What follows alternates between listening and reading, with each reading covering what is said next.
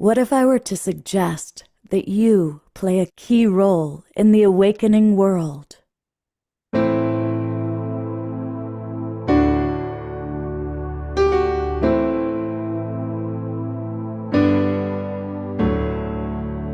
that you are watching this because you have heard the call.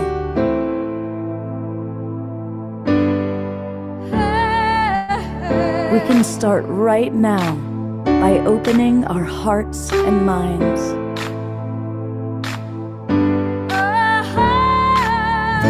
Welcome to the awakening world.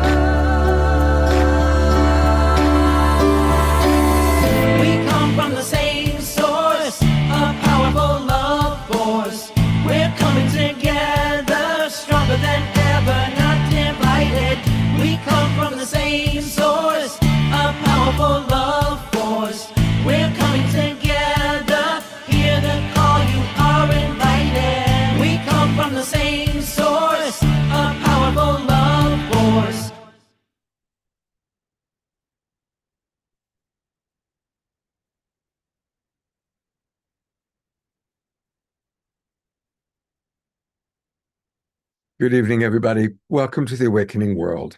I'm Love Coach Scott Gatamas, and I am so honored to be your host. We are the Global Peace Tribe, and for there to be peace in the world, I can't imagine anything that's more important than really cultivating tolerance and appreciation for cultural diversity and spiritual diversity. And especially at a time where, sadly, some of our leaders are creating more racism, more polarization, more us versus them thinking. It's so important to honor those people that are bridging cultures, bridging religious traditions, bridging spiritual traditions. And it's now become an annual event that our beloved DR, who is co-hosting the show tonight, puts together a show for the Awakening World where we are celebrating upcoming Interfaith Awareness Week. And I'm going to briefly introduce some of the people that are on the show and then turn over to DR to share a little bit. But we are going to once again have the Reverend Dr. Abigail Albert and her beloved husband, Dr. Stephen Albert, with us. A new friend, Yusef Miller, is with us. So another new friend who's been actually following us for quite a while, Monica Willard, is with us. And we are going to hear an enormously talented woman. I'm excited to share some of what she's created theatrically, being a theater guy myself. This is Ruth Broyle Sharon. Uh, and I think that's our presenters. DR, what would you like to say as an opening before we go to Omashar about Interfaith Awareness Week? Thank you, Scott. And hello, everyone. Welcome, welcome. I first want to honor all the work that Reverend Dr. Steve Albert and beloved Reverend Dr. Abigail Albert have done to put together the World Interfaith Awareness Week. This is the 10th year anniversary, and Steve has worked tirelessly to bring together just so many amazing people from around the planet who are doing interfaith work, social justice work. So I want to honor him, even though we're going to be highlighting many of our presenters more in depth. Last year, we did a very in-depth view into Point, the Poway Interfaith Network out of San Diego County, of which Stephen, Abigail, and Yusuf and many others are part of. And thank you to all those Global Peace Tribers who subscribe to the newsletter, who have come to love Abigail and Steve as I do. And we're excited to present the whole Interfaith Awareness Week menu to you, as well as I said, going into a deep dive of some of the presenters we have here tonight. Beautiful. I also, while we have everybody up and before we go to Omashar, I had asked our audience to put what interfaith means to them. And I want to read some of the wonderful comments from our audience because this is going to be a very interactive show. Carol Craig writes, I've been a Unitarian Universalist for over 35 years, but raised a Catholic and Protestant household in a very Jewish area on the North Shore of Chicago, close to the Baha'i Temple. Wow, you just right there got about 5 different faiths all in one there. So that's beautiful. She's currently coming to us from Trinidad on her annual rest and renewal retreat. So thank you, Carol. That's a great start. Tia Therese writes, Interfaith has come to mean to me opening myself to God consciousness, which is love consciousness, learning about many expressions of belief without judgment. Beautiful. And Susan, by the way, Sabbath, points out it is the full moon right now ruled by the planet Uranus, and she's coming to us from Santa Barbara. Bonnie Russell writes, I was raised as Catholic, but as an adult, I chose no particular church. I was heavily involved with a Methodist-sponsored youth group through my late teens for about 15 years. Her teenage years lasted a very long time. She has embraced the teachings of Jesus, also known as Yeshua, without labels, gradually embracing all spirituality. And I think that's a great example, Bonnie, of how many of us have evolved. I'm just going to read a couple more. Eleanor Joy writes that her story was raised in the United Church of Canada, similar to the Methodist Church. It worked well for her until it didn't. And then she found a spiritual path in the 90s that was more true to her heart and soul. And now programs like The Awakening World help to support and sustain her on this wonderful path as we all come together as family. Family, by the way, is a term that our beloved DR made up, and it's a combination of friends and family. The last one I'll read for now, but I'll read more later on, is from Susan Blomquist, who writes, I'm a big fan of interfaith work. I have plenty of experience with the Catholic Church, and I've studied many faiths. The commonality of each faith seems to be always found upon love and often practical aspects. And I'll just add my 2 cents. I think the great commonality is compassion. The spiritual teachers that I resonate the most with teach compassion, which seems to be a weaving through many faiths. So we're going to get to meet all these people, talk with them, take your questions, but it is time to turn things over to my beloved brother, our house musical artist, Omashar. There is only love. There is only love. Love that heals, love that sets us free.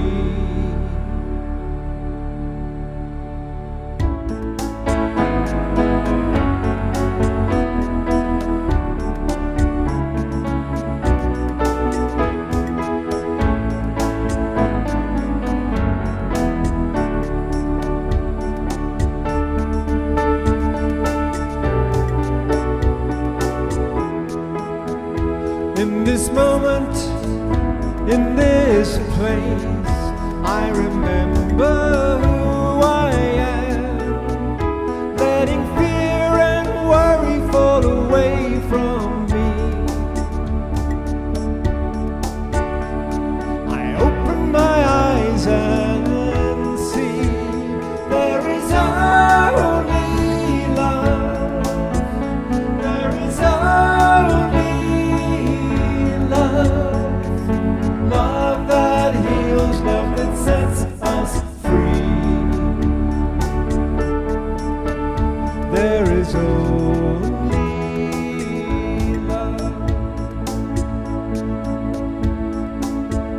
When I lose myself, when it seems I've lost my way, then I go inside and I quiet my mind.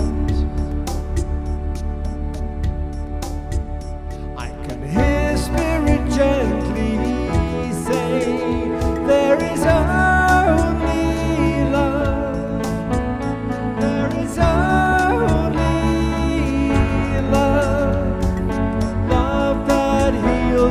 that sets us free.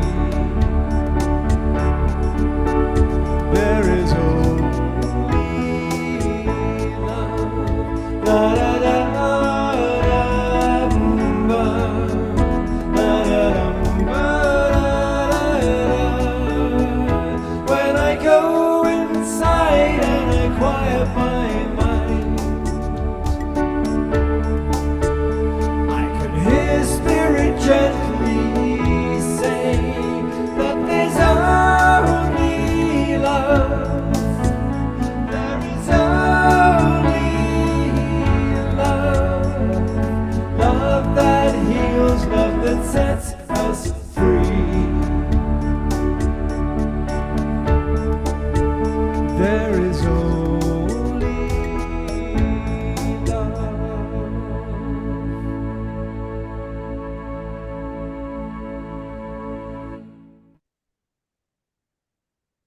Yeah, what a perfect opening song. Thank you so much, Omashar. Thank you, thank you, thank you.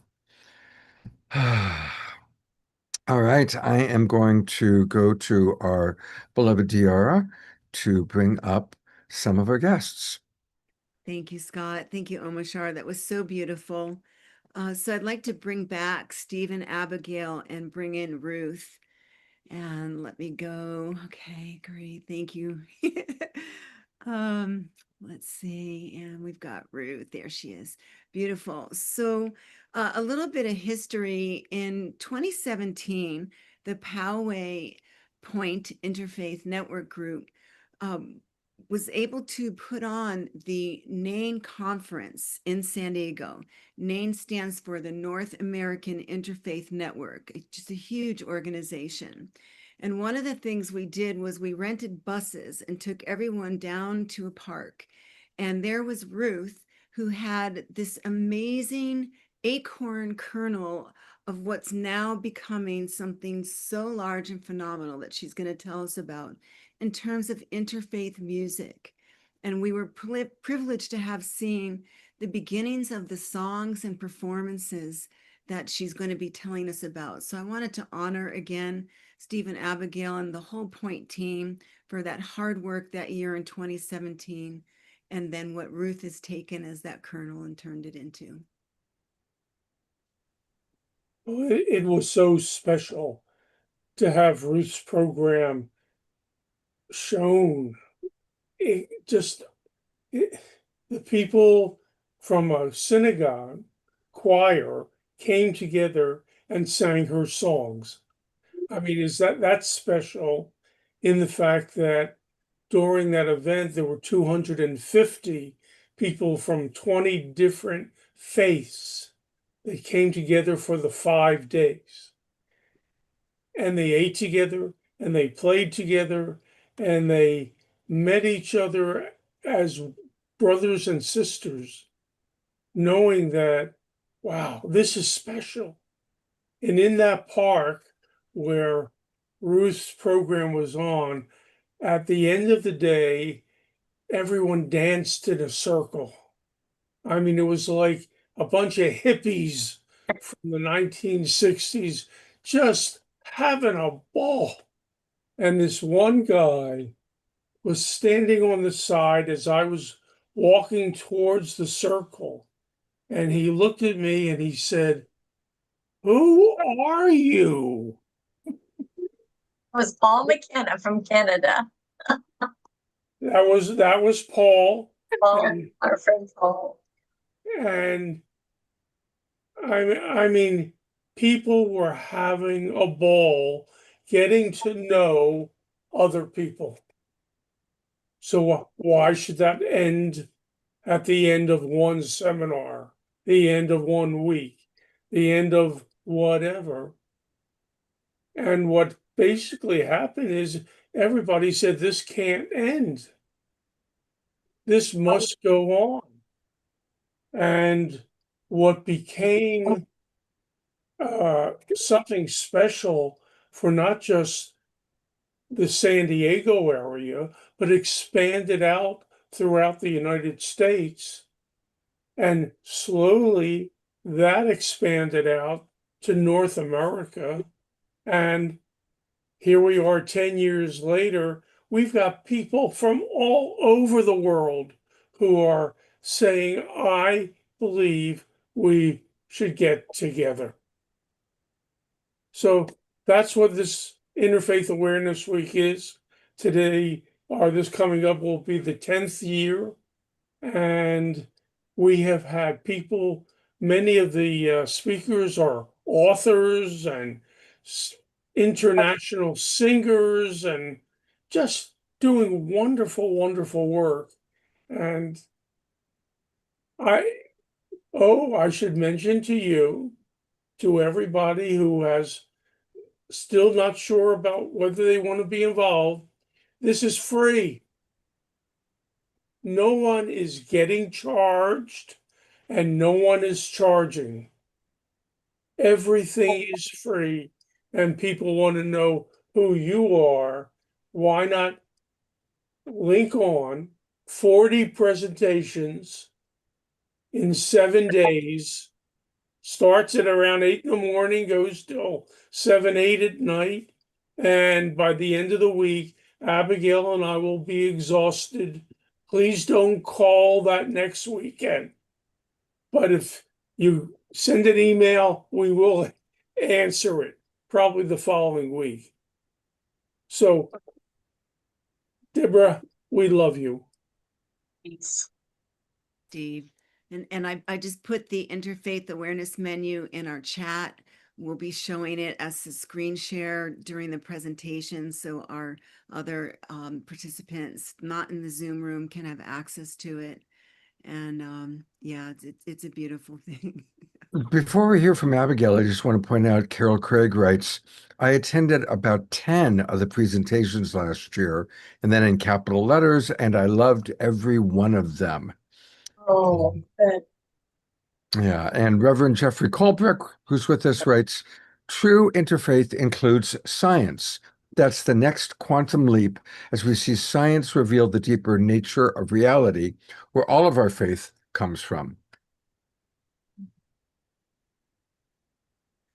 That's beautiful. I am not going to say a whole lot, although I just want to say I'm grateful to know Ruth.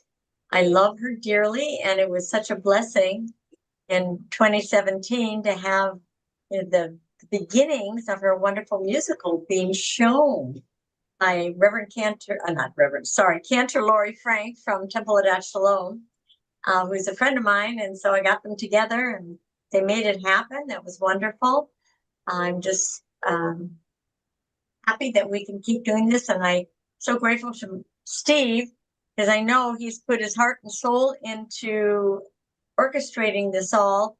So my job that week is to show up, of course, and to make sure he's fed because he will sit there all day long. So we're already getting meals prepared in the freezer. So all we have to do is zip them out. So anyway, I'm just grateful to be here today, Deborah, and thank you, Scott. So I would just pass it on to Ruth. Greetings, everyone. Interfaith greetings. So I have been involved in the interfaith community for close to 40 years now. And I came into it as a documentary filmmaker, an author, and a journalist. I don't know whether you recall the Interfaith Observer that was Paul Chafee edited and founded, but I wrote more than 50 articles for them over an 8-year period. And so my relationship to interfaith was through documentary films and writing, but I had, in the course of my interfaith career, I made a film called God and Allah Need to Talk. And that film was invited to be shown at the Parliament of the World's Religions in Barcelona. And I came away from that event understanding what a world of interfaith paradise could look like. I was blown away by that.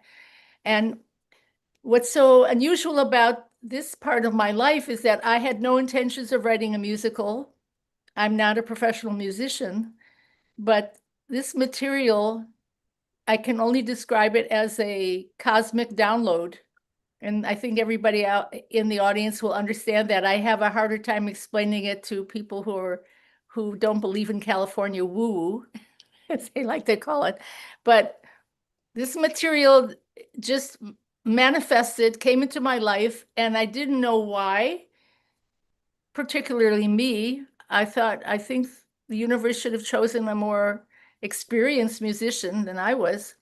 But what I realized is that after all my decades of working in the interfaith community, I knew so much about all the individual communities. I knew what their traditions were. I knew what they loved the most. I knew what their conflicts were. I knew what their histories were. And I think I was chosen to write this music and to convey these ideas because of my love of the different communities. And so it happened one fine day. I was on a walk. The first song came, and we're going to play a few minutes from the musical soon. But I just want to say that God does work in mysterious ways. And don't be surprised at what you're going to be asked to do from this day forward in your life. The people who are committed to the path of peace, and like Marilyn Ferguson said in her amazing novel, The Aquarian Conspiracy, she said, and she wrote this maybe 25, 30 years ago. She said, there are people all over the world like you that are doing parallel work with what you're doing and who have committed themselves to that work. We don't know each other yet, but there's going to come one day, one moment, when all of us are, these are your brothers and sisters, all of us are going to be connected. And in that moment, the entire world is going to shift. And so this music was interpreted to me as a way to enter mainstream and to share these ideas with people who don't go to interfaith meetings, who have never attended a service in a different faith other than their own. But in the theater, where people's hearts are open through music, they're going to learn new ideas about how the world could exist in peaceful coexistence. And so this musical, which you can tell Abigail and Stephen have been supporting it from the very beginning, and people around the world have been writing me and saying, when is this going to be on the stage? This musical is going to be put on the stage by people like yourselves in the audience who want to see us as who we really are, to reflect all our beautiful aspects of ourselves, our traditions, our beliefs, our foibles. And it's done with both humor and with a very serious understanding that this is not easy. This is challenging work. It's caused intergenerational conflict. And so now we're going to have them play a short promo that will introduce you to the music. And thank you so much for this invitation, Scott and Diara. Absolutely. Yeah, it's this is really beautiful. So I think you're all going to enjoy it. This is just a little bit under 4 minutes long, and it's some of the clips from what she has created, and I think we'll all enjoy it very much. You could imagine that being right. What if we all could see the beauty of one expanding humanity?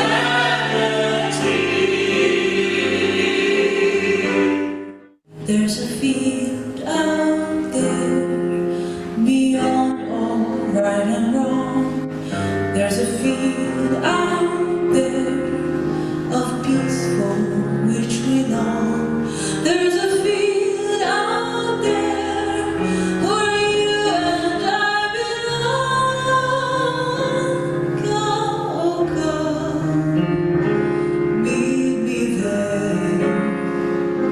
Our protagonist, Maya Gold, is an ardent interfaith activist, a Jewish leader who has committed her life to bringing people of all faiths together. And her only daughter, Tamar, who is 19 years old, suddenly announces that she's in love with a Native American man, and she plans to marry him. When Maya hears this news, she's devastated. What about my legacy? What's going to become of our people if our children don't honor and respect our traditions anymore. What if my children go astray? What if they choose another way? What happens to our family tree? What happens to my legacy?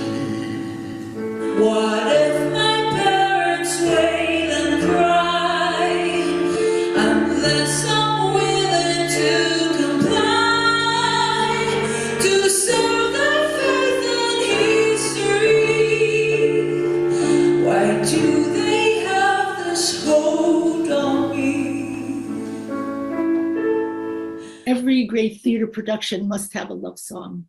And so this is a love song between Tamar, the daughter of Maya, and Stargazer, an indigenous man who are madly in love and who know that their parents on both sides do not approve of the union. I wanna spend my life with you. Why do they try so hard to keep us far apart? Can't they see we're joined together, heart to heart? It's not impossible to cross the great divide when your love is waiting on the other side.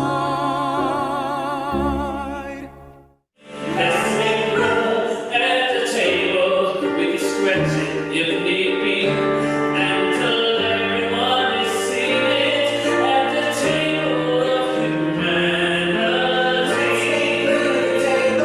Let's make room. See you on Broadway. Come, oh come, meet me there. Come, come. After years of I just wanted to add one quick sentence because I have to leave you soon, if that's okay. And that is that I was recently invited by the Theater for the New City, which is an off Broadway theater in New York, to bring the show for a 3-week run. And it's probably going to happen next spring with the help of all the supporters and friends around the world. And in the meantime, we're doing stage presentations because it's, you've got to practice, like in Carnegie Hall along the way. So for anybody who's in Los Angeles on the 6th or 7th of August, we're having a stage concert presentation at the Mount Olive Lutheran Church in Santa Monica, and its admission is free, and you're welcome to come and get a behind the scenes look at how a musical is developed. It would be really exciting to have any of you who haven't heard about the musical but live in the area come and join us. And if you go to the website here, you can just click on there and you'll get all the information. And again, I want to thank you so much for this opportunity to share with you how the arts are so potent in helping to make interfaith engagement real. And Well, Ruth, first of all, I'm a theater guy. I ran a professional theater company for a long time, and you did great. So I just want to encourage our friends, even if you don't live in LA, most of our people have friends in the Santa Monica, or at least in the Los Angeles area. So I'm leaving this up for a moment. I'm also going to put the link. It's interfaiththemusical.com. Interfaiththemusical.com. And yeah, let's get our Southern California friends out to see it. And you've done a wonderful job. The terrific songs. I love how you wove in the famous Rumi quote into a song. And I have to say that woman's hair is the most extraordinary hair I have seen in a very long time. And I'm a long hair aficionado. One more detail. There are 15 members in the cast, and there were 3 of the 5 major roles were for Indigenous people. And I have an Indigenous leading character who came from the Smoky Mountains of Tennessee to be in the cast. Wonderful. Remarkable. And so this is also an area that has not been treated on the stage yet in a way that is respectful and acknowledging of what the indigenous community, the cosmology of taking care of the world. So I do hope you will come and tell your friends about it and support it. And thank you very much. I have to go. Well, I have a few more minutes. Yeah, I have a few more I know you minutes. need to go, but you do have a friend here Yes, I who I think know. wanted to say something. Monica is, well, not just a force of nature, she's a force of goodness. And she has been at the head of a very important organization, part of URI, the United Religions Initiative, but a separate Zoom call was established for women from around the world. It's called Women's International Network. And we meet on the second Monday of every month. And there are women from Australia, from Germany, from Venezuela, from Brazil, from Argentina, from Pakistan. We've been meeting for years, and Monica is our fearless and inspiring leader, and making sure that everyone has a voice in this conversation and supporting us all in whatever work it is we're doing in whatever part of the world. Monica, you are our great friend and our godmother too. I hope you don't mind my saying that to you. I appreciate it. And I am thrilled to be able to be on this program and to listen to this presentation of that section of your musical, because I've heard pieces of it many times and I can't wait to see it on Broadway. Good luck with Santa Monica. Thank you so much. I wish you could be here. We'll be together soon. Okay. This is part of those worlds connecting, those pieces coming together, weaving that web. And Ruth, thank you so much. Thank you for being here with us tonight. And I did want our tribe to see you and Monica. We love gushing. We love love. And I want to gush about the Global Peace Tribe for a moment. Can I do that before I leave? Absolutely. You are here all the time. You are planning these programs. You are spending hours and hours and hours creating something special for your viewers. And each of you is really important as part of this quilt of the movement that we all love and support. And Scott, coming from the theater, you have made sure that your program is always visually and artistically exciting. And I want to commend you for that, because there are a lot of podcasts and shows that do not take that into consideration. They're just talking heads. But you've always been about music and art. And of course, from Omar Shah as well. I've always listened to his music and appreciate it. So thank you for making the arts the vehicle for changing people's attitudes towards the world. If the artists were in charge of the world, I don't think we would have as many wars. Absolutely. We wouldn't have any. I believe the artists are the prophets of the world, and they're the ones that are here to remind us of who we are. Absolutely. So thank you, and God bless you and all of you. And I'll see you on Broadway. All right. Thank you, Ruth. God bless you too. Thank you. Bye. Bye, everybody. Warm greetings and goodbye to everybody. So much. And I couldn't resist popping you in, Omashar. I know you were surprised. And Scott, thank you so much for allowing me to be here and to wear the robe of the Global Peace Tribe background. I'm so honored. And I'm bringing in Steve and Abigail to help introduce Monica. What I will say, last year, if you remember, to our tribe, when we did our Interfaith Awareness Week, we also brought in Becky Suzik and did the first half of our show on Nuclear Prayer Day, including my little light, amazing grace and light language for those in Japan that are holding the peace candle for us.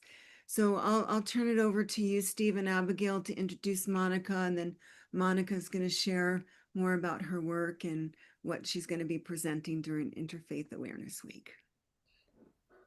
Thank you. Oh, I don't know that I could adequately present Monica. I have had the opportunity to meet her before, and know about her and the work that she does. The program that they're putting on is is for retired Right Reverend William Swing, who really began most of URI. Is that true? He's the founding president. It was his vision. His vision. And there aren't many people who have been with him through the years that can talk about things like this. Their program is called Nagasaki Nuclear Prayer Day and Interfaith Action. The action is what makes the difference. We can talk and talk and talk about what things need to be done. Both Abigail and I are New Thought ministers as well as interfaith ministers. And both in New Thought and Interfaith, we talk about it's okay to think and to write and to discuss, but now we have to take action.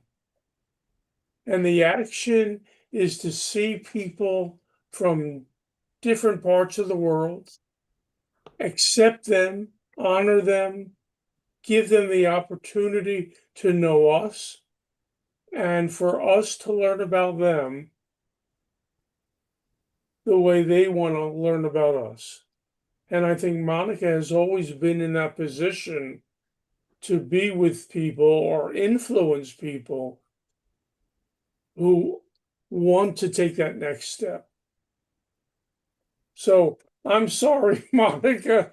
You don't have to apologize for anything. That was beautiful. Thank you. And I have to say, it was so exciting to me that Nuclear Prayer Day, we expanded it because Nagasaki is such an important part of Hiroshima and Nagasaki. If we look at how we started 81 years ago with the atomic bombs.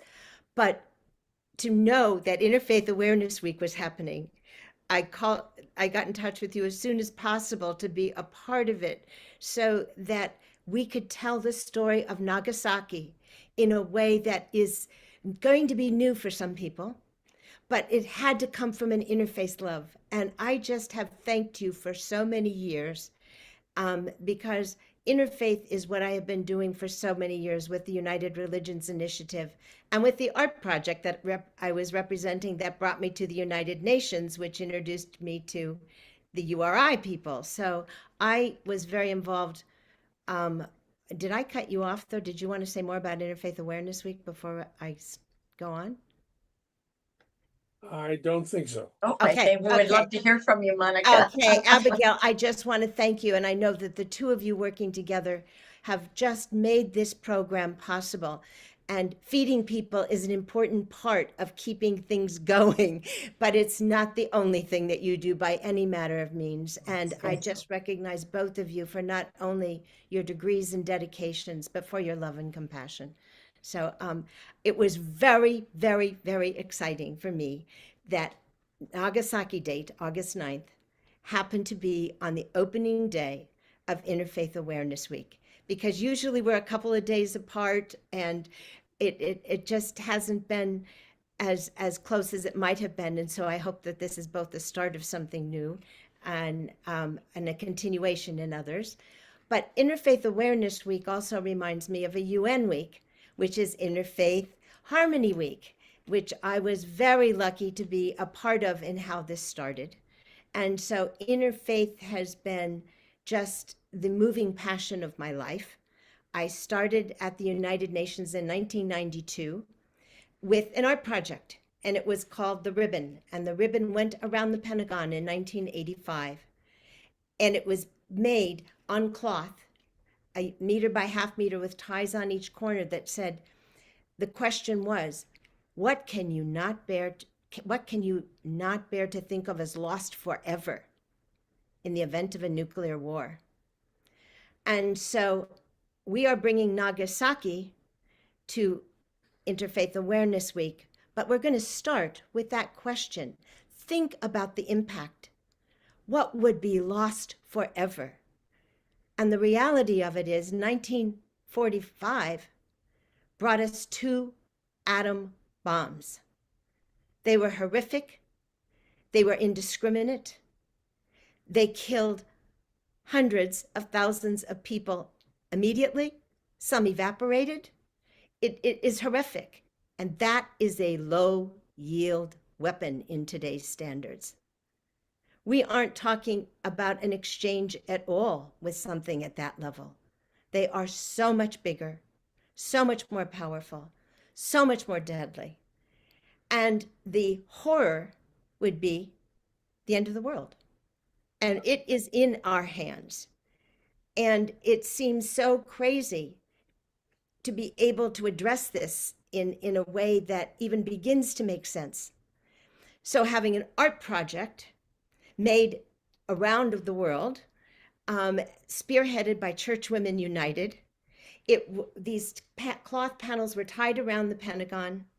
They went 20 miles through Washington, D.C. in 1985. And we saw the reduction of nuclear weapons at that point.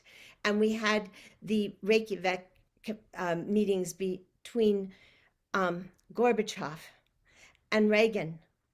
And they did come up with something that was then later even sanctioned again by Presidents Putin and Biden.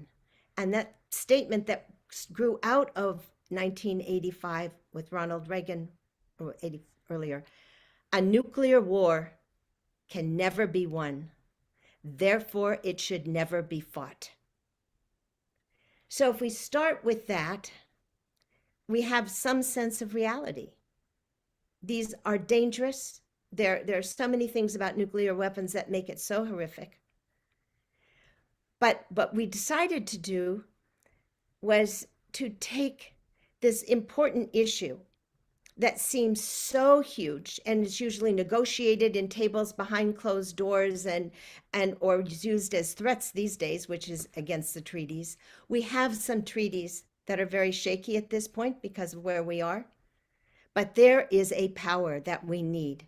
And as we were coming out of COVID, our little cooperation circle of URI, Voices for a World Free of Nuclear Weapons, said, what can we do that we can make an impact?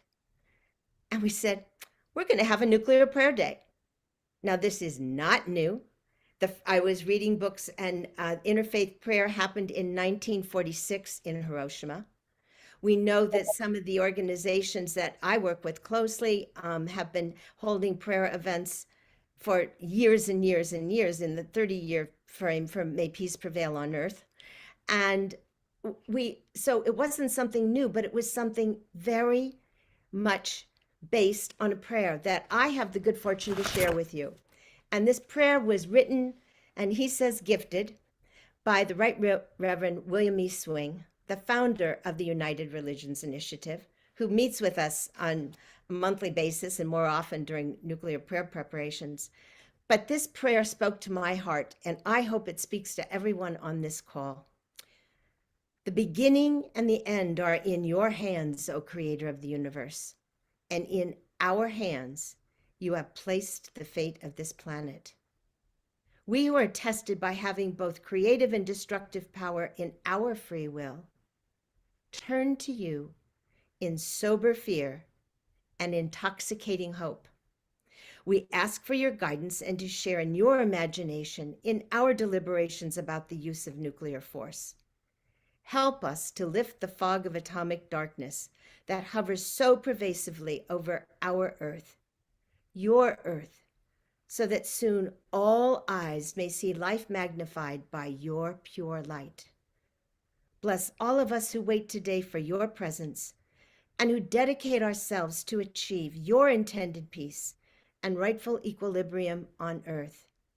In the name of all that is holy and all that is hoped. Amen. And I follow that with one more prayer that I use throughout my day. It's on every email. And that grew out of Japan as an answer to the atomic bomb when Masahisa Goi, who was the founder of the Byakuo Shinko Kai, May Peace Prevail on Earth, and the Goi Peace Foundation is based on his work and his philosophy. And that's a universal prayer that all of us probably have seen on peace poles around the world. may peace prevail on earth. And as we take those prayers in, I want to share one more piece of inspiration around prayers. And in the 90s, another founder of URI, Betsy Stang. I don't know if you knew the Right Reverend Betsy Stang, or not the Right Reverend, the Reverend Betsy Stang. She was an interfaith minister out of Woodstock, New York, worked with the indigenous and worked to bring prayers to Washington, D.C. There was a prayer vigil held annually with teepees that surrounded the Washington Monument. And Grandfather Harry Bird gave us a quote that has stayed with me that I also share, and that is, "A heartfelt prayer is more powerful than an atom bomb." Mhm. So looking at the horrors, the money, the destruction, just about every evil you can imagine as a nuclear weapon, and how do we combat it? The power of prayer. And so Nuclear Prayer Day grew out of Voices for a World Free of Nuclear Weapons. And Bill Swing has a book called God and Nuclear Weapons. And with people working from diverse faith traditions, we are really moving people to pray for a world free of nuclear weapons. And it's starting to catch on. And I thought, because Nagasaki is on the 9th, and I knew that you did this wonderful program, that we could tell a story about Nagasaki, that we could meet Bill Swing. He's a part of the program. And then we have a few guest speakers, including Jonathan Granoff, and who's a part of URI, but he's also Global Security Institute. We have the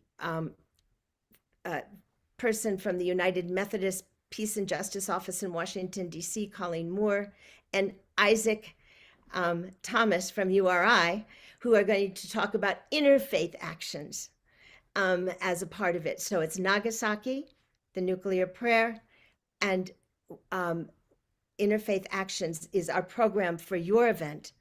But it's so wonderful to have this time to spend together here and to be there again on the 9th. I thank you, and may peace prevail on earth. Mhm. Yes. Thank you so much, Monica. It's beautiful. I want to bring a couple of things up.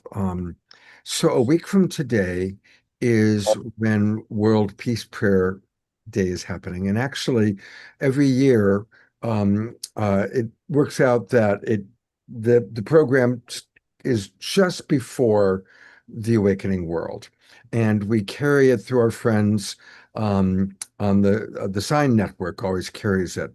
So I just want to invite right now our Awakening World audience, please put into your calendars for next week, Wednesday, August 5, to plan on participating in World Peace Prayer Day. And that'll start at 4 o'clock. It goes for about 2 hours. I will send out an email that has the exact link to where you guys can connect to it through our friends with the Sign Network, because they always carry it. And then we'll roll from that right into our Awakening World. And then let's also put into our calendars, of course, there's so many programs, but since you just talked about it, the Nagasaki Nuclear Prayer Day, and that's going to be on August 9th. By the way, Jonathan Granoff has been on this show several times. He's brilliant, absolutely brilliant.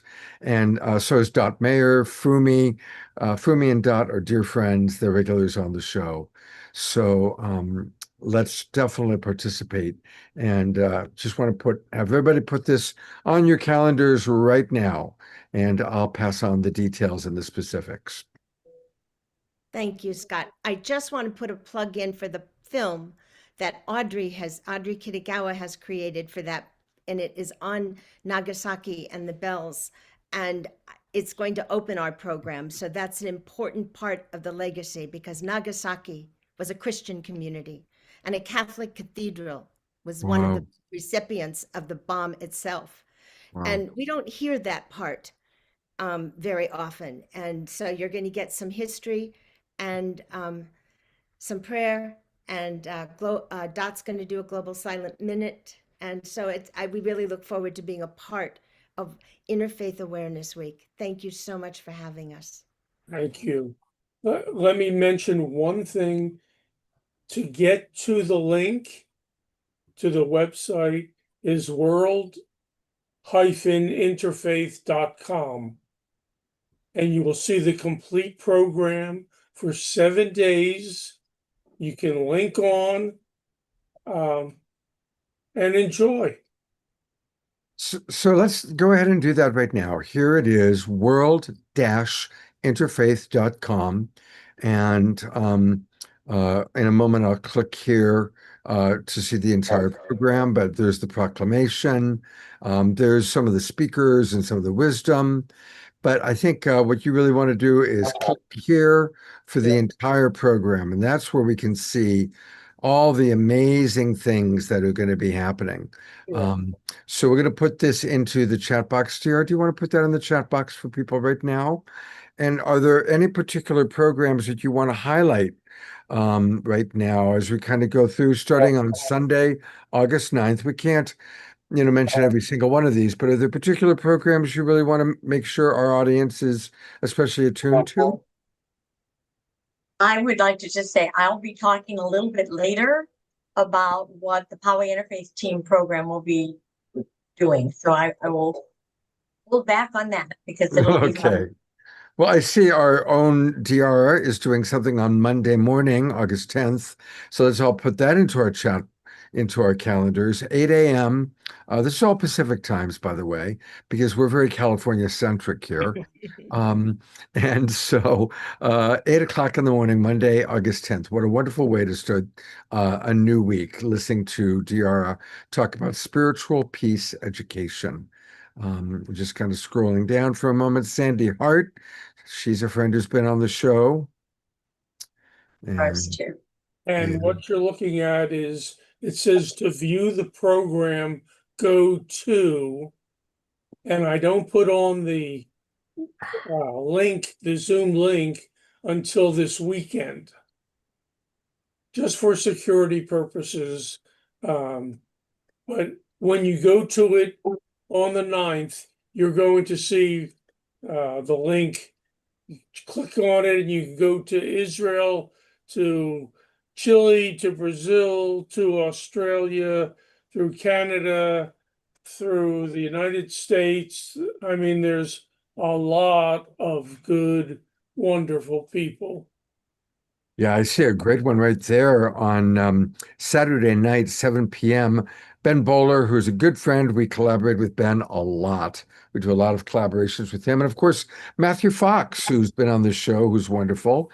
And then the closing with Reverend Dr. Steve Albert. So wonderful, wonderful program happening here. Thank you so much. Scott, I put it in our chat, and there are some amazing things, as was said, happening. We've got several musicians on Tuesday. Azim from the foundation in San Diego is going to be on, and I know Steve's going to talk about that. It's about forgiveness in the face of tragedy, and we can speak more about that as we're coming up. I'm so grateful and even just a little overwhelmed by the magnitude of what we're doing here. And what we usually do at this point in our show is we bring our beloved Omashar in for that break of music and integration. So without further ado. Yes, without further ado. And yeah, my goodness, I'm already touched. And something that Ruth was saying earlier was there are many, many of us on the planet doing this work. And there's going to be a time that comes in which we all get introduced to each other. And that is exactly what is happening now. And I found this year specifically, I'm meeting all of the other beings who have been working individually for the last 2-3 decades, and we're coming together and we're joining together and joining hands. And a couple interesting, you were just talking about Nagasaki and all of that, because as you know, Monica, a couple of years ago, a group of us from Unity Earth went to Hiroshima, and we were with the Goy Foundation, of course, and we did a series of concerts, including one in Hiroshima, which was live streamed across the world. And this photo you see here is all of us, as you can see, right in front of the only remaining building in the whole of Hiroshima. This is just almost exactly where the bomb dropped. And you can, after all these years, you can still feel the radiation. I thought I'd been on a beach in Barbados when I left Japan. However, it touched me to the core. And when I came back from this journey, I wrote a song in response to how I was feeling. We'd just been through the Hiroshima, they call it the Peace Memorial, but it's really, if you want to know exactly what happened 80 plus years ago, this is how you found out. And so we were all touched. And so this song is called Just a Breath Away. I know we've played it before, but it's very relevant tonight. And here we go. My voice has gone froggy. I must be speaking truth.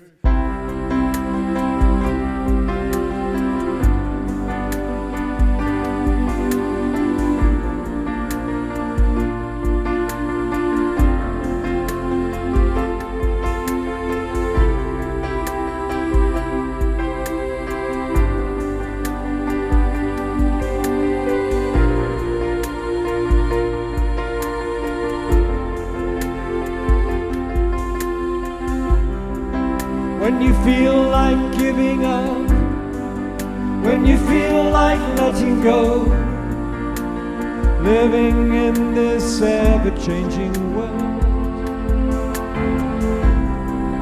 when it seems that all is lost and you don't know where to turn, the future seems so very far away. So just know there really is a plan. The sun will always shine, and with your hand in mine, all heaviness fades away. The love in our hearts will melt the darkest day. Ba-da-dum-bum-bum, da-da-da-dum-dum-dum.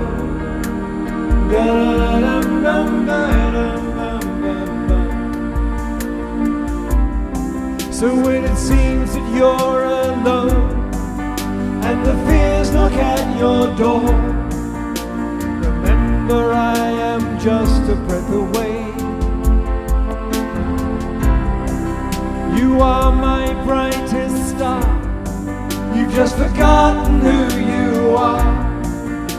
Remember there is nothing in the way, and just know there really is a plan.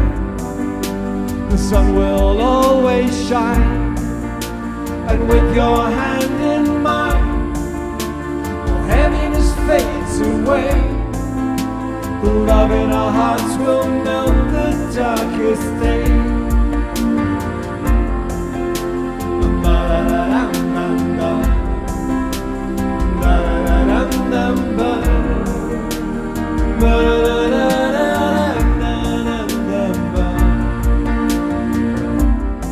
So when you feel like giving up, when you feel like letting go, remember I am just a breath away.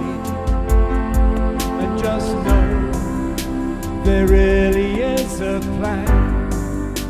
The sun will always shine, and with your hand in mine, all heaviness fades away. The love in our hearts will melt the darkest day. The love in our hearts will melt the darkest day. Ba-da-dum-dum-bum, ba-da-dum-dum-dum. The love in our hearts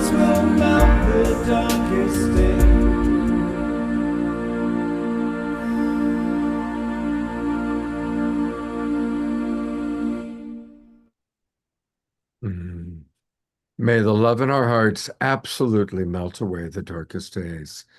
Thank you so much, Omar Shah. It's just amazing how in tune we are, because this song just kept on saying, "Oh, you're going to play me tonight," and now I know why, because Monica just shared such a lot about what happened here, and just it's just a trip how we really all are. There's only one of us here expressing in our many forms, and we're when we tune in, we really are tuned in. So thank you for your sharing, Monica. Blessings, love you. Thank you, Omashar, and thank you for bringing Monica back up. I just sent her a text. Thank you so much. So I'm really grateful that you brought her back to honor her and thank her for all the work that you do. And this is so beautiful. There's so much love here. And our next guest that we're going to bring in is absolutely full of love, and that's Yusuf Miller. I'm going to add you, Yusuf, in the spotlight, and then also bring Abigail and Steve back up to help introduce you. Yusuf's been a long time member of Point, the Poway Interfaith Network, and is an ardent activist in the community, as well as many other functions. And so I'm going to turn it over to you, Steve and Abigail, to introduce Yusuf, and I'll stay here so I can gush silently. I'm going to gush on Yusuf because I have known Yusuf for a very, very long time. I consider him my brother. I just feel like his heart is so open and so kind and so generous. And he has led so many wonderful peace vigils for those that are just needing that help. We had some crisis in the mosque here in San Diego, and he was a leader in the prayer vigil for that. A crisis with a shooting in Escondido. He was a prayer vigil leader for that. He's there where people need him. And that's what I have to say that I find so wonderful about Yusuf. I know that if I'm planning an event and all of a sudden somebody can't show up, Yusuf always says, "I've got your back," and he will show up for me always. And I love that about Yusuf. He's honorable, trustworthy, has a heart of gold, and at the same time, he's strong and powerful in the words that he uses to continue with the social justice work with the refugees and the immigration and the people that are in jail that are mistreated. He just stands up for people. And I admire Yusuf greatly. So Yusuf, I'm just so glad you're on this program tonight. Thank you for being here. And Abigail's pretty much said 99% of it. My 1% is I wish I had the energy Yusuf has. If there's something going on that needs someone to speak up, Yusuf is there. I'll open the morning paper, Yusuf is there. I open the Sunday paper, Yusuf is there. Everywhere I go, he's there doing good. And I appreciate who he is. And I'm just glad he's my brother. And I just want to say one thing, and Yusuf, because I know you want to talk here too. But what I also admire so much is he has 3 wonderful children. And what an honor to know that he is this wonderful father that is guiding these children to do good work in the world. And I see them too with him in different events. So you're a role model, Yusuf, not just for all of us, but a role model for your own family and children. That says a lot. I really appreciate that. Thank you. Oh my goodness. May I put my 2 cents in? I just have to. One of the reasons I thought of you for tonight is because not only are you a social activist and a spiritual activist, you're also an amazing orator and a teacher. And so I invite you to take all the time that you need right now in sharing about your work and who you are and your faith, and to educate us as well as to uplift us. Thank you all so much. I hope I can live up to these accolades that you've all given me. And one day I will be, I pray that I will be the Yusuf that you all say I am. Thank you, everybody, for having me here. It is wonderful to be here. And I think, well, first, I would like to welcome you all in peace in English and assalamu alaikum to all of my brothers and sisters from the Islamic tradition, and love to everyone, no matter what tradition you're from. My name is Yusef Miller, and I'm here in Escondido, California, and I'm a member of Point Poway Interfaith Team and the Islamic Society of North County and many other organizations throughout the county. But I want to start talking about Point. Point just gave me a lot of blessings and making me smile, and may that blessing go right back to you for making me smile and making my day today. But Poway Interfaith Team is so powerful. Poway Interfaith Team exemplifies the idea that we are one. And every interfaith team that you're a part of is emblematic of that same idea. We are one. We're one people. We're one race. We're one tribe. We're one everything. We are one. And even in tragedy, which as was alluded to today, we have these tragedies where some of our lost souls take life into their own hands and do destruction. What can come good of that? You know what comes good from that is our united and our unity to stand up against hate and bigotry. We have that power of people of faith to know that there's something bigger than hate, and that thing is love. That thing is unity.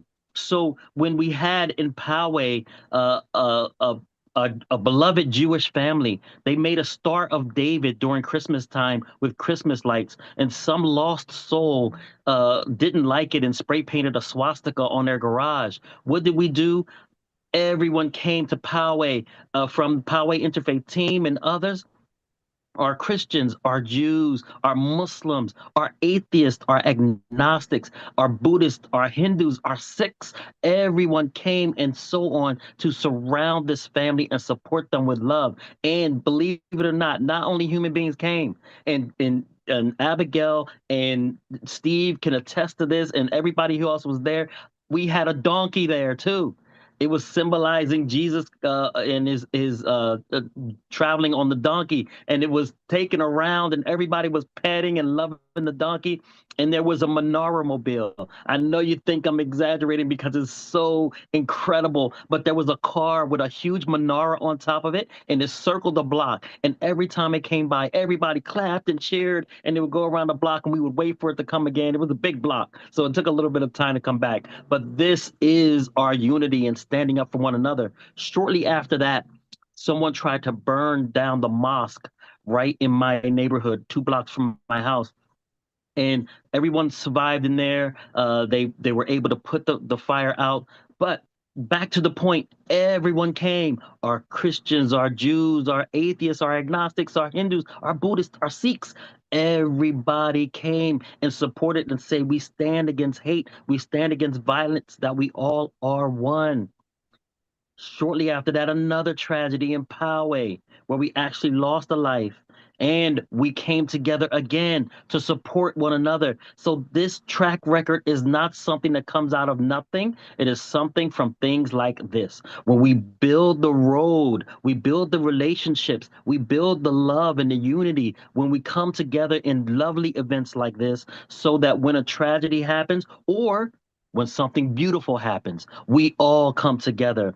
When Ramadan syncs up with anything in the Christian, like Easter or something like this, or Lent, when it comes together, or when we come together with Jewish on the calendar, a Jewish event come together, it's a beautiful opportunity for us to come together and love on one another. Loving on one another is the key to the situation we're in today. So we love on one another. And then just recently, I can't go on without saying this one last part. And I'm starting with this because this is the heaviest part, and I'm going to lighten our hearts after. But then there was another attack on the Islamic Center of San Diego where we lost 3 people. And again, all and this was just recently, and all the people came at over 1,000 people came to the mosque, and they were standing in vigil. They had flowers, loving on us, loving us to life. loving us back. And this is the road that we should always be on, where we are a phone call away, an email away, a tragedy away, but also beauty away. You know, now we're coming out of this pit of despair. I want to talk about the beauty of Poway Interfaith Team, the way we go to the hospitals in Poway, in Escondido, and we bring so much. We bring the bears, the stuffed animals, and we take it to the sick people on the wards, and we hand them out for love, with love. And those who are like, they're too old and they're too stubborn, they don't want a teddy bear, we say, hey, give it to your grandkid. And they're like, hey, good idea, and they take it anyway. They're like, I don't want a teddy bear, give it to someone else. You know how we get hardened as we get older, but you can soften the heart when you talk to the heart in a particular way. And they take these stuffed animals, lovely stuffed animals, and we give them the choices between the different types of love. And they ask us, well, how much is this? It doesn't cost anything. Your payment was your smile. Your payment is your joy and your upliftment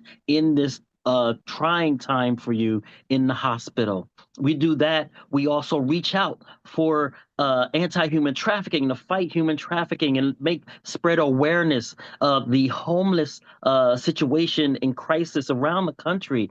It's us, we people of faith, that know that there is something bigger than us out there, and we have to do our part here on this terra firma so we can go into a way to live in a very a satisfied and enlightened life. And this is the route through Poway Interfaith Team and the interfaith team that you're involved in, no matter where you are. I would like to say that all of us are not only inspiring, but we inspire one another. And whenever I see someone else doing a good thing, that makes me, why aren't we doing that? Let's do it here. So we are about love, we are love, and we have to be love. During this Interfaith Awareness Week that is coming up, it is something very important where people from all over the world are involved in it and showing their love across the planet. I also have a speaking part there. Usually I do 2 speaking parts, but I was so busy with those other things that Steve was talking about that I only got 1 part this time because I was just running around and I didn't secure my spot. But normally I will do one, which is the interfaith heritage of Islam.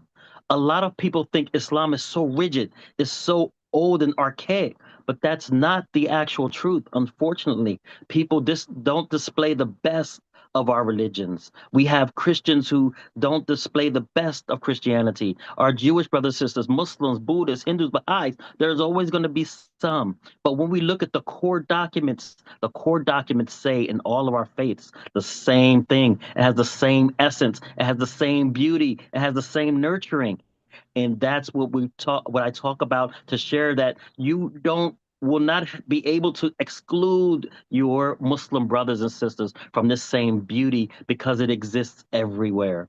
So I talk about the interfaith heritage of Islam, and hopefully you can see one of my previous videos on that subject.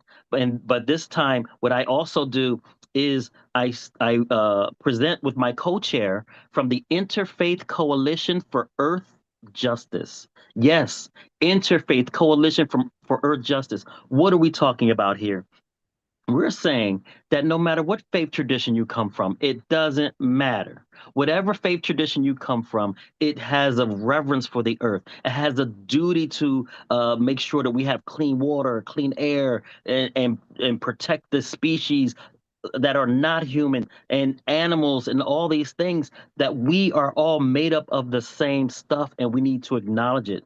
There are some people today that think in the secular community that religion doesn't have anything to do with earth justice so much. You know, it's more of a secular thing because they're ahead of us. But we want to dispel that myth. We want to let people know that our initial heritage is earth justice. If I could take you back, the people of faith here, to the Garden of Eden, where Adam and Eve, and if you don't believe in that scenario, just the first 2 people on earth, however you see it, when the first 2 people were placed in the garden, they had a responsibility. What was that responsibility? Family and friends and siblings, to take care of one another, which is humanitarianism, to take care of the animals, which is animal rights activism, and take care of the garden and all that's in it, which is environmental justice. This is the core of our inheritance from since we were created as human beings. And this is something that we went away. We went away from our inheritance, some of us. We have to be reminded that the path forward sometimes is behind you. Sometimes the path forward is behind you. So we have to look at our original traditions, the way it talks about standing up for the earth, standing up for the environment. Do not spoil the lands, do not spoil the waters, do not cut down fruit bearing trees. All of this is in Islam. All of this is in our faiths. No matter what faith you choose, you will find it in there. Our indigenous brothers and sisters, and no matter what country you go to, the indigenous population there are more in tune with this ancient perspective. And we, as Interfaith Coalition for Earth Justice, recognize that. We work with our indigenous brothers and sisters in the Interfaith Coalition for Earth Justice, along with people of different faiths, to say, Amen. We all are responsible for this planet.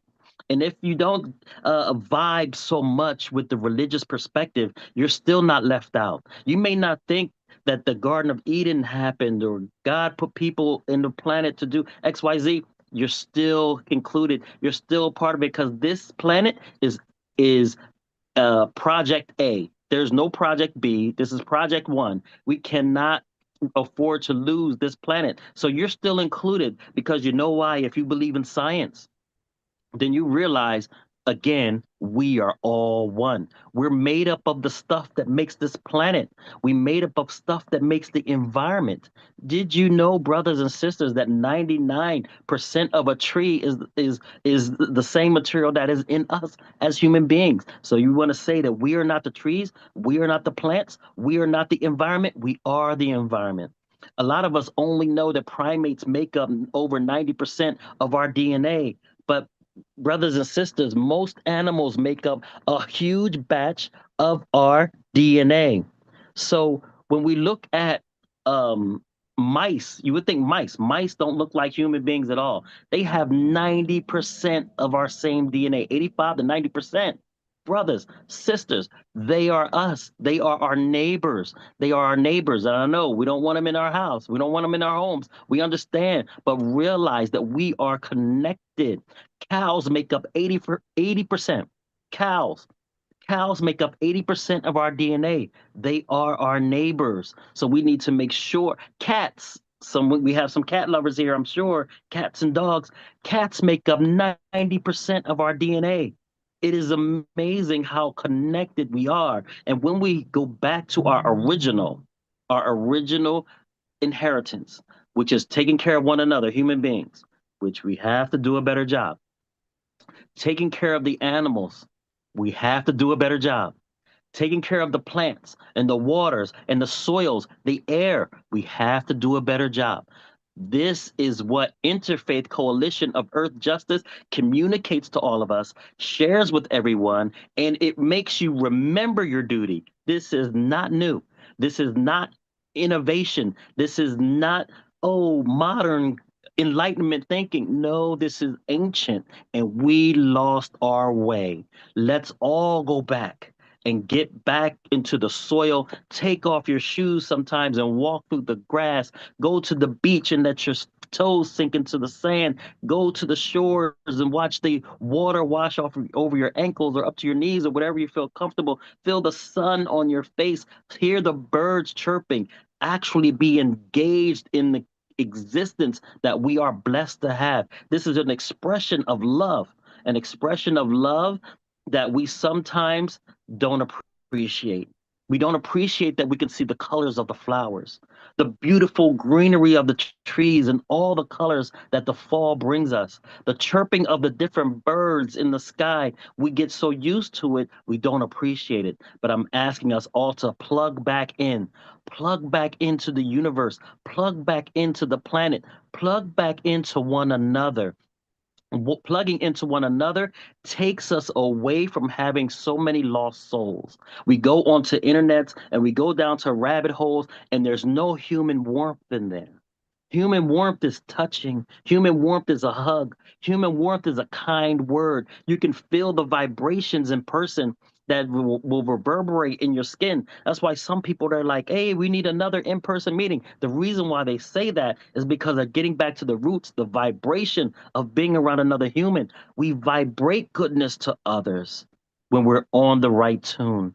And we want to limit the vibrations against one another by making sure that we come together and bring those youth out of those dark vacuums, love them back into life, love them back into spiritual health, love them back into spiritual life. This is our way forward, and it is the only way. Anything other than that is self-destruction. But we are here for life. We are here for interfaith interaction, human interaction, community interaction. We are here to remember again that we are one. We are one. We will remain one, even if our mind thinks differently. Let's all stay one, brothers, sisters, family, friends, siblings. We are one people. Thank you. I'm going to go to gallery view for us to just all send some love. Let me go to gallery view for a moment there. And let's just send some love and appreciation for so much valuable depth of wisdom and inspiration shared. And turning it back over to you, Diara. Again, almost speechless, Yusuf, just the connections that you draw for us and your wisdom and how you inspire us. I'm having trouble keeping up with the chat and everything that's in there. Just so beautiful. And want to bring up Abigail and Steve again too, to say more about you and your wisdom, and also to make sure we highlight your presentation in the schedule that's coming up. That's on Thursday, August 13th, and that's from 6 to 7:30, where you're going to go deeper into the social justice. Anything you want to say about that before we? Sure. I can take the mic again. Of course, this is just the way we are in faith communities. We are not shy from the mic. Was that directed to me? I'm sorry. Yes, absolutely. Okay. Well, yes, in social justice here in San Diego County, like any county USA, we have a problem. We have an issue with the wayward and lost souls who are not on the right path and need our encouragement. They need our example. And we not only lose people and have traumatized people in issues of race, issues of borders, issues of identity, that we have people that their souls are destroyed. In Islam, it says there's two pieces of flesh that can save, each one can save and destroy. That is your heart and your tongue. It can save people, your tongue. It can inspire people, and it can also cut them to pieces. So we have to make sure that we are careful and mindful of our heart, and our heart can also inspire us to do some of the best things in the world. Our heart makes us save other species. Our heart makes us save plants, save human beings, but it can do the opposite if we're not careful. So guard against your heart and guard against your tongue doing the worst things. Here in San Diego, we have misguided folks where the racism in San Diego County is the highest among anti-Black, and religion is highest among our Jewish brothers and sisters. We can fix that by making sure we send the love and the vibrations out to the community. In San Diego County, we also have a problem with in custody death rates. And it takes us to get in to the jails and let them know that we are holding you accountable for the lives of our loved ones. If they've made a mistake, they should pay for their mistakes and they should come out and reintegrate it for a better life on another track. But how can they do it if we neglect them to death? This is not an anti-law enforcement statement here. This is a pro-human statement. Fix the systems that allow this break in human dignity so that they can come out and go the other way. Our job is not to just punish. We should be into reform. Let them experience that they've made a mistake, but that mistake is redeemable, especially people on this call. We believe in redemption. There's not a single one of us that doesn't believe in redemption. Everyone can be redeemed, and we have to be redeemable. And that's what keeps us ourselves redeemable so that we can redeem.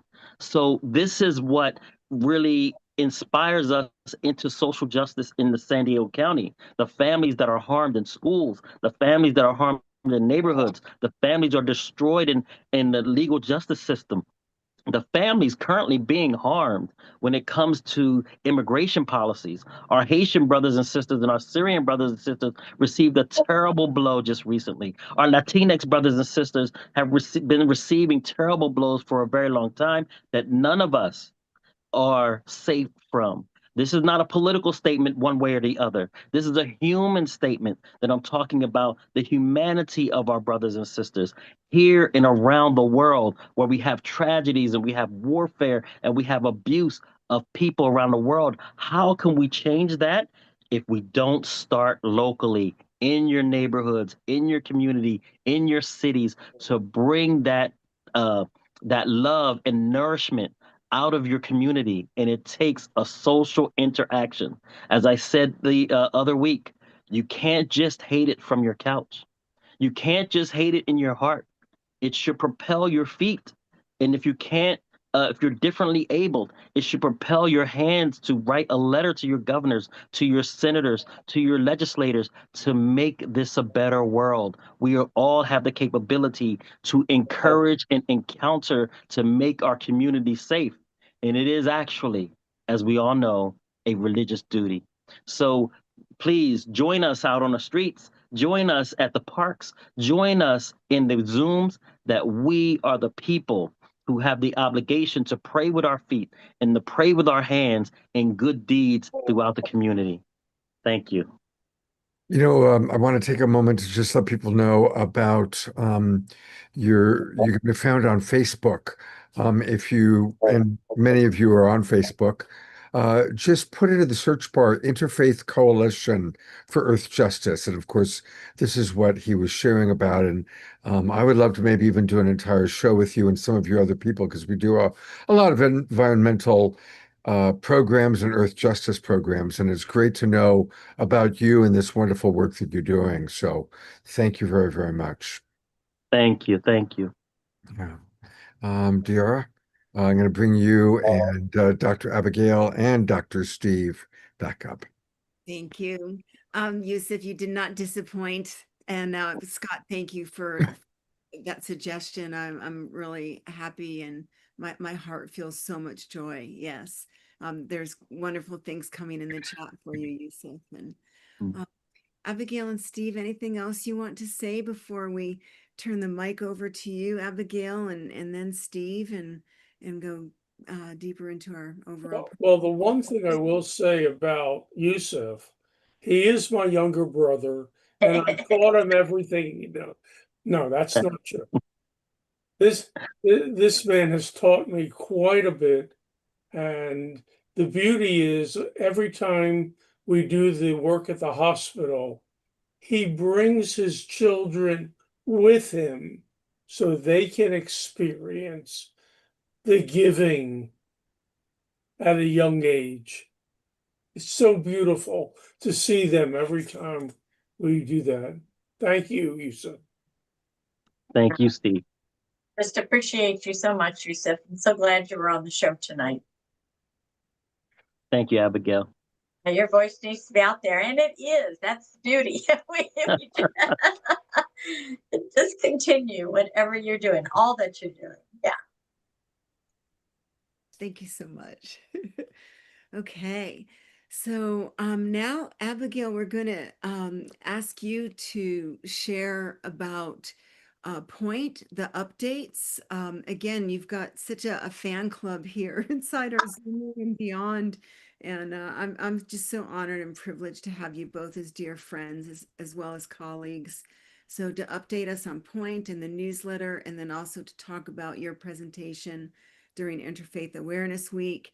And then Steve, thank you for being so patient, and we will give you the mic when your beloved wife is complete, and then we'll move on, and we've got more. Okay, well, I am just grateful to be here tonight. I am just loving tonight's show and the music. Oh, I'm just loving the music, loving the talks, the people, everybody. It's just, it's an honor again, Deborah. I really appreciate that. So Deborah's asked me to talk a little bit about Point, a little bit update on Point, a little bit about the newsletter, and then a little bit about what New Thought, because I'm a New Thought minister, religious science, what do we feel about peace? So as far as Point goes, Point is changing its shift a little bit. And I think that you will all appreciate the fact that we no longer do a business meeting every month. We've finally decided that we're all about connections. Talk about what Yusuf was saying. We're all about connections. We want to know each other more. We want to find out more about each other. So we started to have a connections event or gathering in person every other month. And we have had people that have not been to Point meetings come for the first time. And we're just so excited that this is really working. People need each other, and this is important. Our first one was a spiritual soundtrack where everyone brought their favorite music, spiritual song. We had a couple of singers sing songs that they composed. It was very, very well received, and everybody loved it. And then the second one, because we've only had two, is one spiritual practice. What spiritual practice roots you in your faith, that grounds you, that you feel so grounded to, that really inspires you to be the best person you can be. And that was very successful. And in fact, here's the deal. When we have our Power Interfaith Team program, which will be on Sunday, August 9th from 1 to 2:30, that's going to be one of our topics. We're going to have a global connection, people all around the world. And we're going to talk about that. We'll have breakout sessions. Like, what is the one spiritual aspect of your tradition that roots and grounds you? So you'll have a chance to share that from all the different faith traditions. We're also going to ask the question, how does your faith improve your life? And I love hearing about how faith improved your life. And also, what are some of the misconceptions about your faith that people, they say, but they don't really understand? And I was really happy when Yusuf was talking about sometimes people don't quite understand the true meaning of Islam. And I've heard people from the Baha'is and from the Church of Jesus Christ of Latter-day Saints who say they really don't understand this. So this will be a global connection where we can talk about these things together. So that's going to be our program for Interfaith Awareness Week. So we're very excited about that. And as Yusuf mentioned, one of our activities is to bring cute little teddy bears and stuffies to the patients at two of our hospitals in the San Diego area, which has always been successful. And we also have the Harmony Breakfast that somebody alluded to earlier. The United Nations has an annual World Interfaith Harmony Week. And so the Power Interfaith team has always had a breakfast. We invite our spiritual leaders, organizational leaders, our politicians, our city council, and anybody who wants to just show up are invited to come and share. And we usually have a theme, but the most important thing is the connections and how we can help each other in the different areas of our life and what we do. How can I help the sheriff's department? How can I help the fire department? How can I help the social justice people? And we have a chance to do that. And then, of course, we have a spring summer program. We didn't do this year, but I think our new thing was this connection. So we're doing that every other month. And of course, we have Interfaith Awareness Week. And then we team up with our sheriff's department for National Night Out, which is coming up next week. Then also Faith in Blue, which we include our fire department, and they all bring their fire trucks, and we even have the helicopter from the sheriff's department with the K9 unit. We've got the horse unit. We've got all kinds, and they bring out all the stuff that they can do to help our community. And that's the families come and everybody just absolutely loves it. The kids, especially when they get to pet the horse, pet the dog, look at the helicopter that comes down. So we have a wonderful time there. And of course, we have our beloved Interfaith service, Thanksgiving service, which is usually the week before Thanksgiving. And this is when we honor all the people, all in giving thanks to all these wonderful people. And we have speakers from all faiths and our music from the different traditions. We have sometimes dancing from the different traditions. And so these are just some of the things that we do throughout the year that I am just very grateful to be a part of, because it's fun and it's wonderful. People come together with joy. I think we talked about joy in our heart and love in our heart.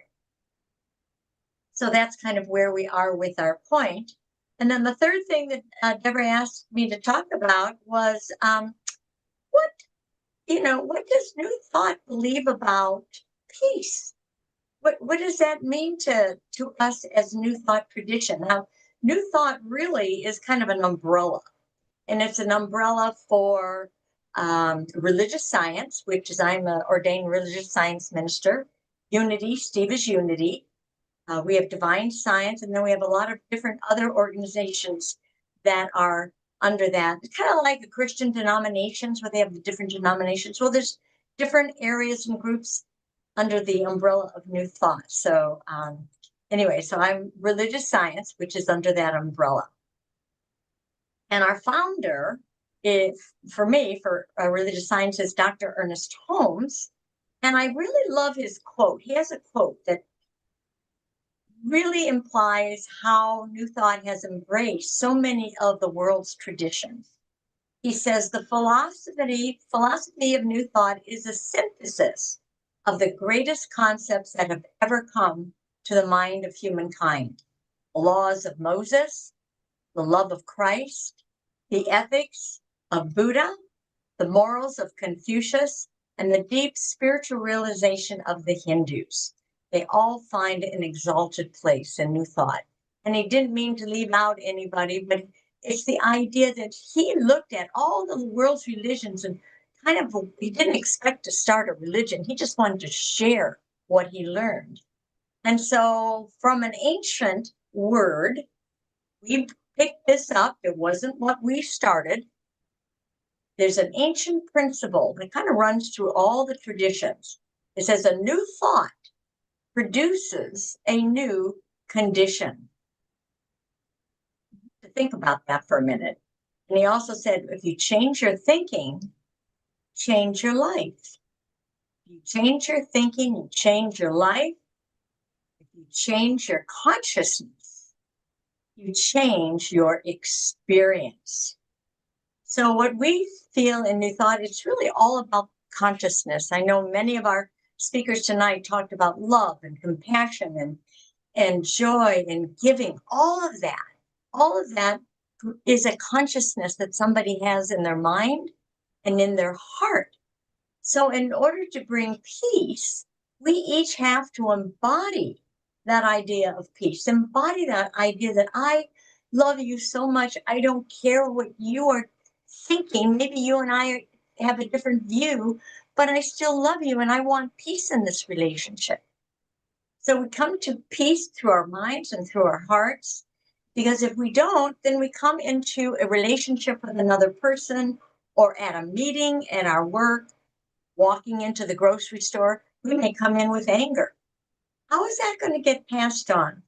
I love the fact that Yusuf brought up the idea of vibrations, because I truly feel like our minds and hearts, when we step into a room, we are bringing in that consciousness that we have. And we really want to embody the consciousness of peace, because that's going to be the energy that vibrates out into that room. And everybody in that room will feel what you are, which is you are a person bringing in peace. It's an energy, it's a vibration. And so our hearts and our minds, we have thoughts. So our thoughts really go out and touch the hearts and minds of other people. So we always have to keep in mind what we're thinking about, we're bringing about. So what do we want to bring about in our life? If you want peace, start thinking about peace, start being peace. You know, there's a lot of differences in politics today. And I have a lot of friends from different areas, Republicans and Democrats. But when we come into a room, especially when we have our Power Interfaith team, we all come together, different faiths, different politics, and we get along. Because we love each other. We see each other as friends, as another human being on this road. So everything that you think about, you're going to bring about. So if you want to think about peace, you're going to be bringing about peace. Because words have an effect on everybody. I know all of you probably have had the experience. If you're standing in line, I know I have, standing in line, whether it's at the post office or in line at the grocery store or paying for something, and there's somebody ahead of you, and you want to step back, like, ooh, something doesn't feel right about this person. There's something coming forth from that person, emanating. Maybe his consciousness is not one of peace and love and harmony, but one of anger, mistrust. Maybe he's been hurt, so he's feeling hurt. And so that hurtfulness is kind of bouncing back on me. But when you stand next to somebody that you can't hardly wait to get to, we all have those people that you just want to love them up, love them up, because their hearts are full of love and peace and compassion. And so when we embody love, peace, and compassion, that's what we're bringing out into the world. And everybody feels it. It goes out. It doesn't stay. I really believe, what is it? I don't remember the saying, but if the butterfly flaps its wings, it's felt on the other side of the world. I believe that. Our words do that. Our thoughts do that. Our minds and our hearts do that. So in order to bring about peace, we have to embody the idea of peace and feel it ourselves. We can't change another person.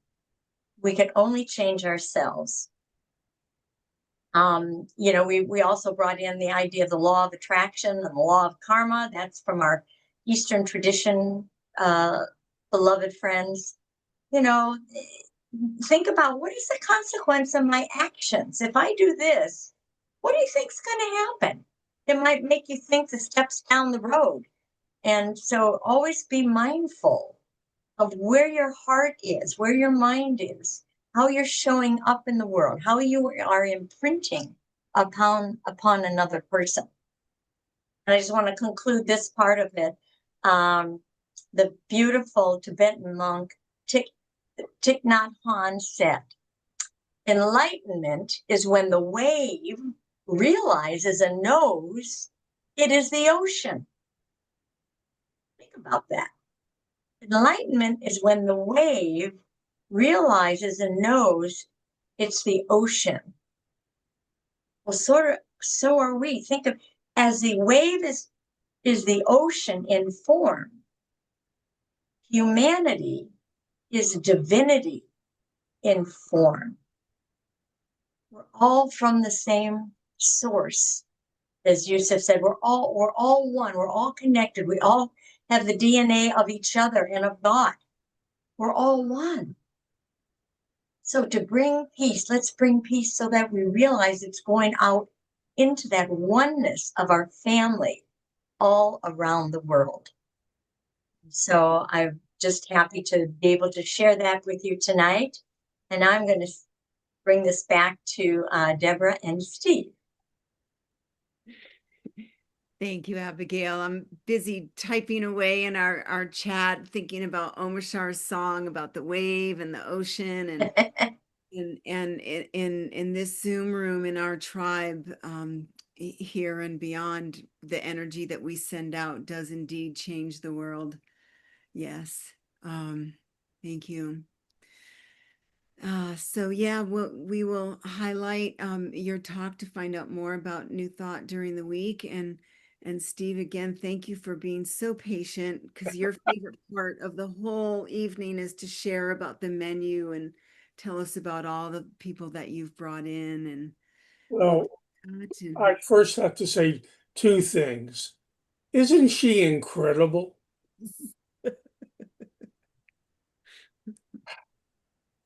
And secondly, I have to make a clarification, because when Abigail mentioned that we take these bears to the hospital, she was incorrect. We are interfaith. We don't bring just bears. Some are giraffes, some are turtles, some are all different types of animals go to the patients. As a funny story with that, we walk into a room where there is this marine type man, strong, going through a health challenge, and we say, here's a box of stuffed animals. One of these has been blessed for you. Which would you like? And this strong big guy picks up the smallest little puppy and puts it to his chest. And we know we've made a difference in somebody's life who's gone through tragedy. One of the things that I've written many books on is that we evolve. People evolve. We evolve from the time we're children through elementary school. Every time we learn something new, we take that into ourselves and we decide whether or not we can use that concept to go forth into teenage, a young adult, further on. And I'll bet you that everybody that is listening to this now has gone through an issue where they didn't think they were going to be where they are now, where they were young. And I'm going to be a fireman. I'm going to be a teacher. I'm going to be this and that. And yet, years later, they're into an area that perhaps is not exactly what they thought about. We evolve. We have evolved since the beginning of time. With all the machines that we create, we evolve into having an airplane. First airplanes, everybody said, what are you, crazy? What do you think, you're a bird? You can't fly. And now we go to the moon. It's as simple as in olden days when we didn't really use electricity, didn't know what electricity was.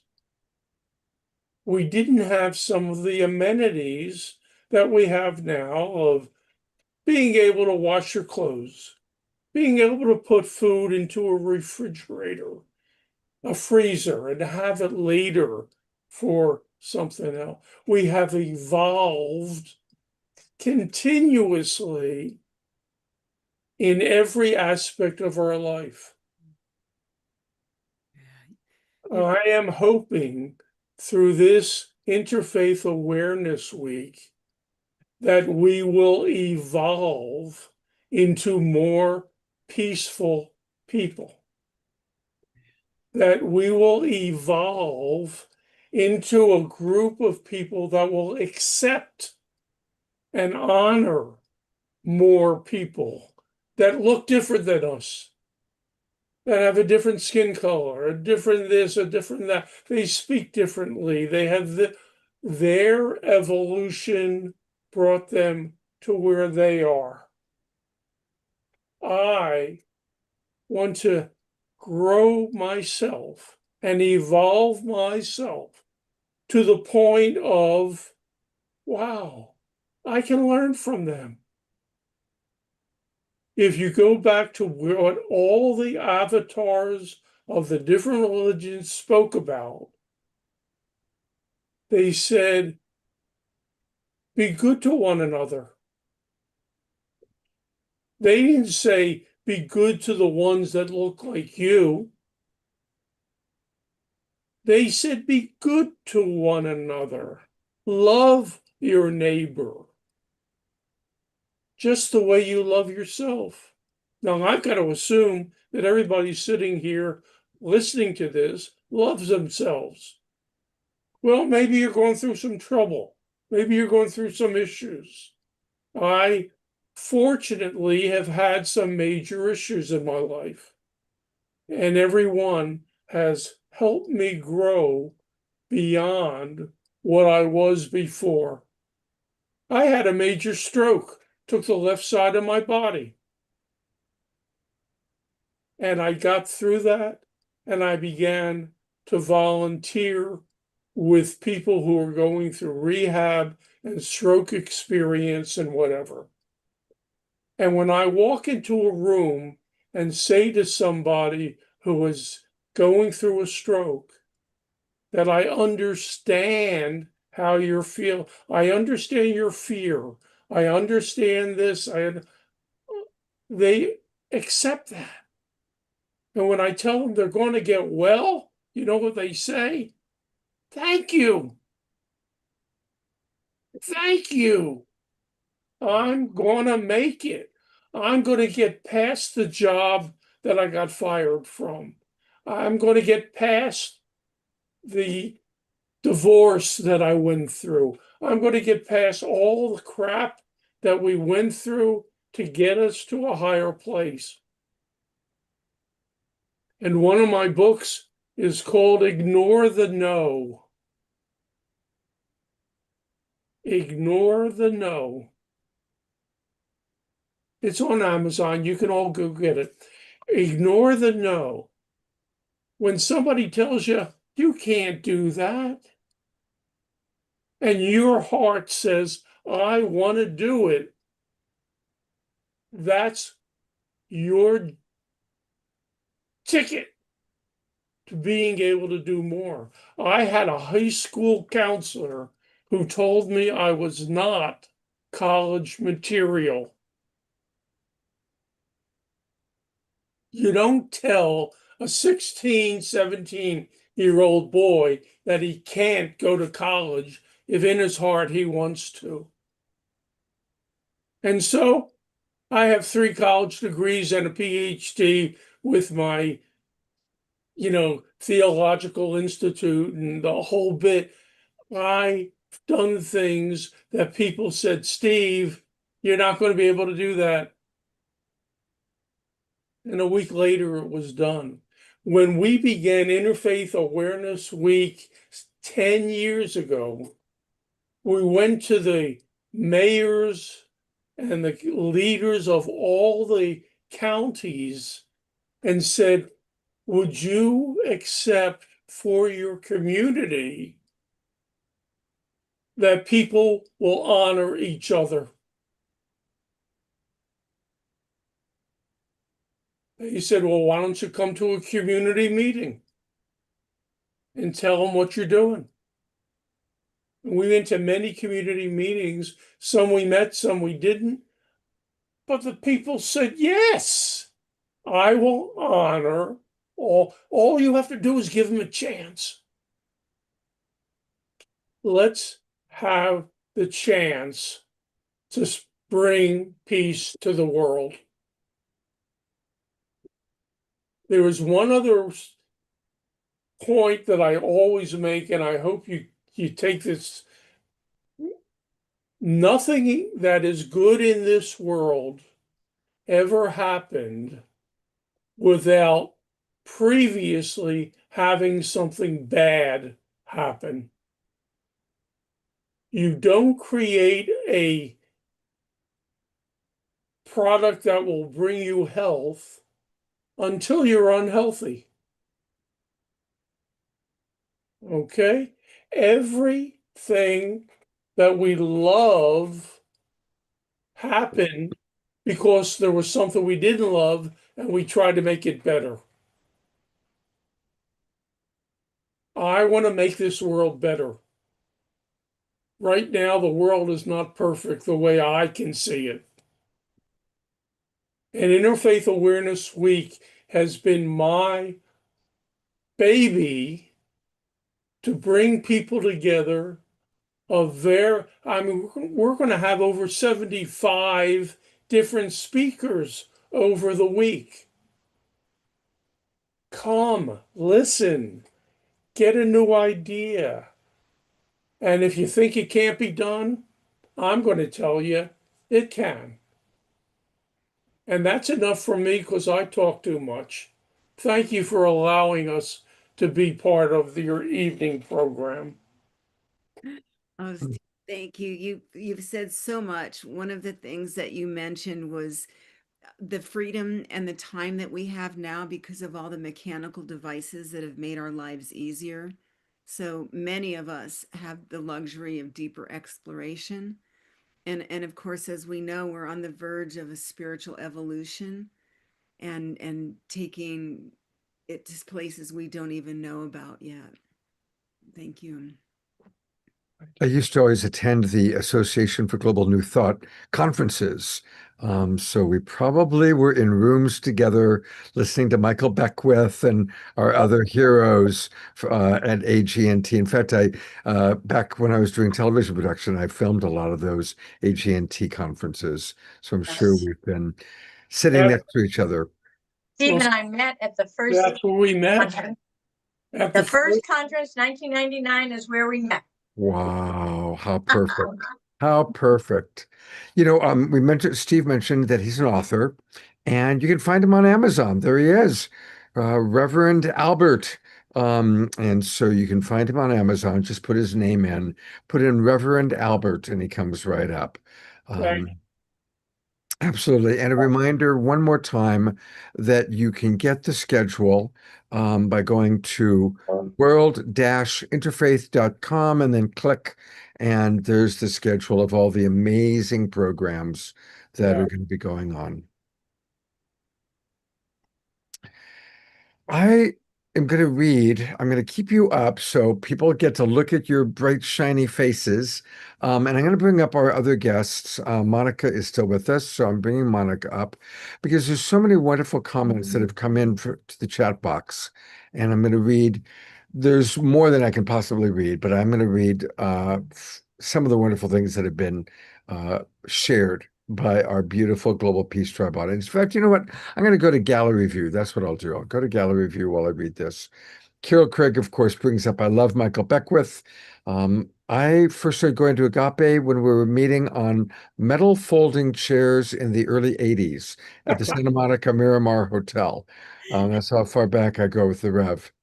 Carol Craig says, I'm looking forward to attending many of this year's presentations. And she also says, my main mantra is the theory of Santa Claus. Be good for goodness sake. I love that. Ooh, I like that. She also it was still on Carol.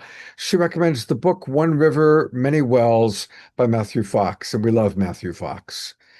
Karen S. is one of our longtime Global Peace Tribers. She has been with us from the very, very beginning. And she writes, in my daily life, I include elements from various faiths, including Christian, Judaism, Islam, Buddhism, and Hinduism. After doing a comprehensive study of various religions back in 1982, I realized that when you go back to what the founders of each various religion were trying to do, the goals were very similar. Therefore, at their core, the various religions are more alike than they are different and are all trying to ultimately get to the same place, which is oneness with God or the divine or whatever name we give it. They just have different ways of getting there with their terminology and different practices. Beautifully stated, Karen. Absolutely. Dana Tomasino asks, probably rhetorically, out of that oneness, how do we wind up with 10,000 plus religions and faiths? Reverend Jeffrey put the link into the chat box. We did a whole show on creating peace through inspirational music and wisdom of Ernest Holmes. And it was really, really fun show that we did.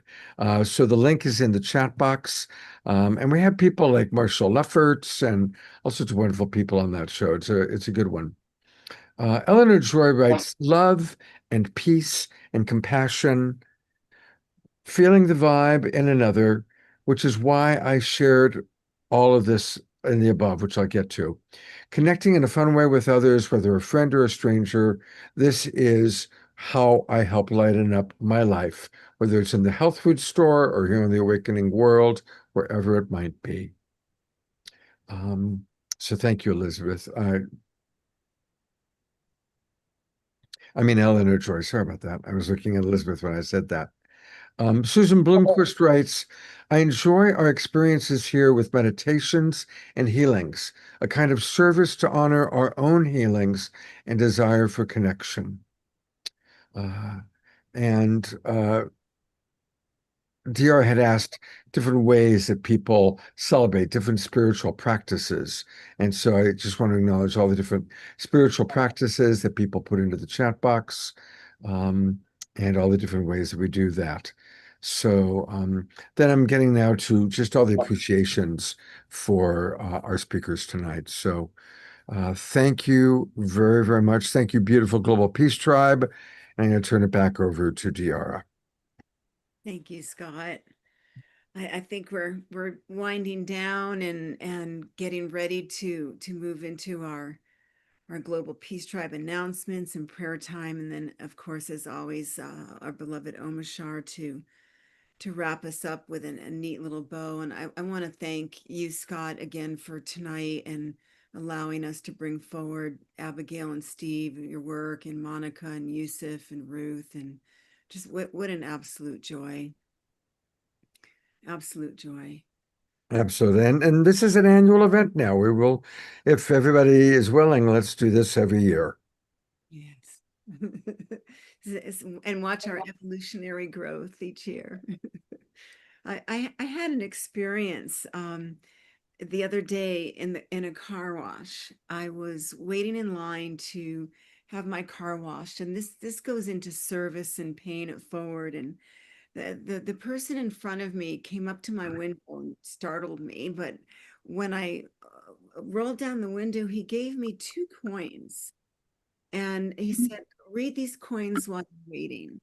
One of them is "Welcome Home, Never Forgotten," and it's a tribute to the Vietnam War Veterans Wall. Many all gave some gave all. And then the other one has the "We the People" and all the flags and the emblem on the back of the coin. And, keeping in mind what we've been talking about and who we are as a tribe, I thought, why is this gift coming to me? What is this person sharing? What is mine to do with this? And I thought, here's a man that obviously gave of his life and time of service. And no matter what, my beliefs were or his beliefs or why, I just felt called to bring into our prayer time tonight prayers for all those that give service in spiritual ways, in religious ways, in serving the country, in serving in the grocery stores, as we mentioned, in serving in the way that we do here in our Peace Tribe. So I wanted to honor this person that gave me these coins, and I rolled down my window to wave and thank him, and then the car wash started, the water started coming in, so it was like a beautiful baptism and a blessing. So just thank you all for the service that you bring. Thank you for all the work in bringing together Interfaith Awareness Week. We know that we include all those, no matter what their belief systems are, whether they choose to believe in not believing. I always like to say we honor that as well. Thank you for all the international work that we do and the work that we do with our own selves in learning to continue to love ourselves. We pray for those in need. I have a heavy heart from one of my friends that just went into hospice, and praying for her. I have permission to share, but I think I'll save that. And praying for all those in our Zoom rooms and beyond, those that are watching the replays, all those in need of love and healing and life. And we know that life goes beyond. We know that this is not all there is, and yet we treasure these moments that we have, this precious, precious life. On Monday, August 10th, during Interfaith Awareness Week, I think I'm going to be doing a deep dive prayer meditation to bring that consciousness into our bodies, to soothe the soul. We're shifting into peace as well as honoring diversity. So just want to offer that to anyone that wants to come in. And of course, if Monday morning is too early for a deep dive meditation, it'll be in the replay. So thank you for including me in the program. And I think with that, Scott, we'll turn it back to you. And I know Omashar is going to take us home. All right, I'm going to go to gallery view because we always like to just have silence for a minute or two as an opportunity for everybody to put prayer into, and I'm going to get a gallery view and keep it in gallery view, so that we can all just take our collective energy and whatever people wish to pray for. And let's have 2 minutes of silence.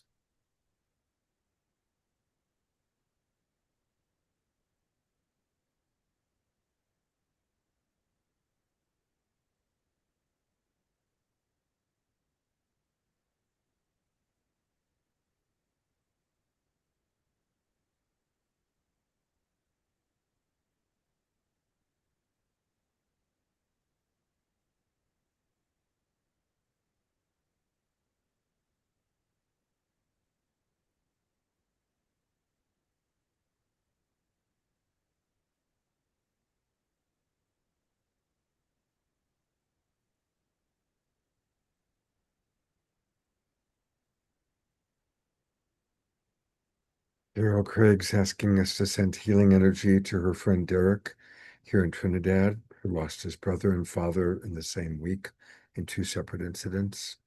Maximum grace for Derek. Prayers for Dia's friend Deborah, who just this morning had a mastectomy of her right breast. Maximum grace for Dia's friend Deborah. Maximum grace for our beloved Scotty Satori. Scotty, you are always with us. We love you.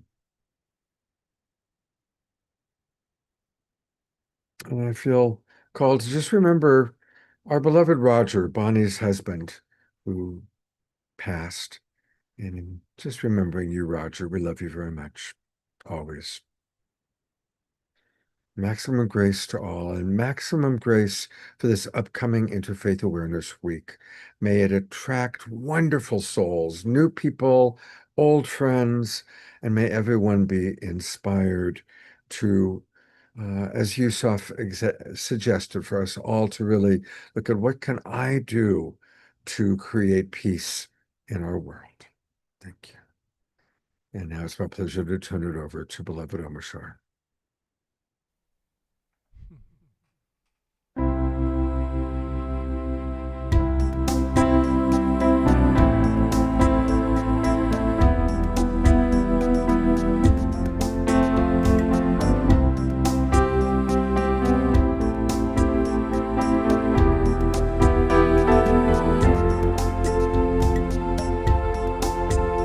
I am with you here inside. Don't worry, don't worry.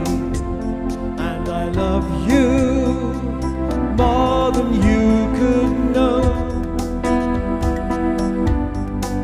So come along now and lay your head on my heart, on my heart. Close your eyes, dear, and rest a while in me. Keep open your heart, let in the sun, and bathe yourself in the garden of one. Know you're at home and in my embrace. Here is divine grace.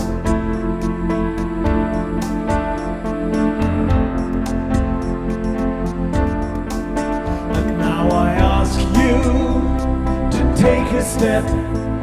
wants me, toward me. I can feel your longing to be home. So come along now and lay your head on my heart, on my heart. Close your eyes, dear, and rest a while in me. Keep open your heart, let in the sun, and bathe yourself in the garden of one. Know you're at home and in my embrace. Here is divine grace.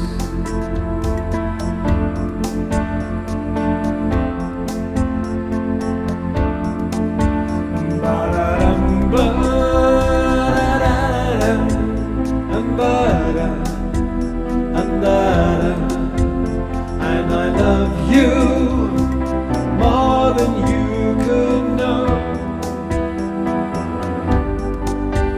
So keep open your heart, let in the sun, and bathe yourself in the garden of one. Know you're at home and in my embrace. Here is divine grace.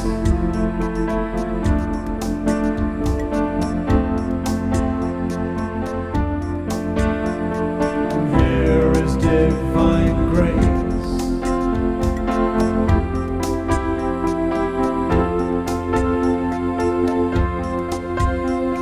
Here is empty space.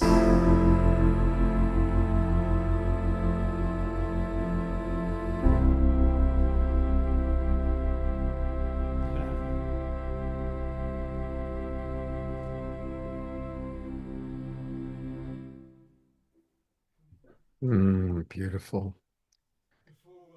Thank you, Omashar. Thank you, Dr. Steve, Dr. Abigail, and of course, Diara. We have Monica. a visitor here, Scott. Come here. Come quick. He heard me singing from upstairs and he came down to say hello. Oh my gosh, look at that little fella. What's your name? Leyland. Leyland. Yeah, He's he heard, me beautiful. he heard me playing upstairs and ran down and knocked on the door. I love that. He fits right in with Jesus and Krishna there. Woohoo! Okay, ciao. Wonderful to have the young people represented. All right, everybody. Thank you. Beautiful, beautiful show. Hope to see you all on Saturday night. I don't have the poster up yet, but it's another Soul Search evening. So we'll have psychics and healers doing wonderful things for all of us. So, and let's all go to Interfaith Awareness Week in a couple of weeks. Looking forward to that. Take care, everybody.